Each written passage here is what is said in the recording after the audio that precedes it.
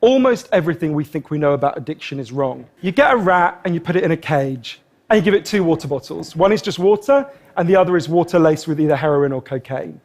If you do that, the rat will almost always prefer the drugged water and almost always kill itself quite quickly. In the 70s, Professor Alexander comes along and he looks at this experiment and he noticed something. He said, we're putting the rat in an empty cage. It's got nothing to do except use these drugs. Let's try something a bit different. So Professor Alexander built a cage that he called Rat Park. They've got loads of cheese, they've got loads of coloured balls, they've got loads of tunnels.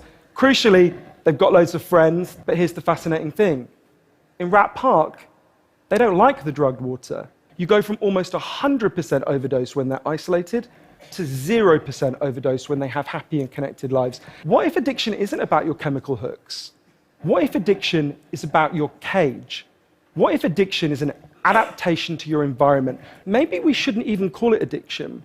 Maybe we should call it bonding.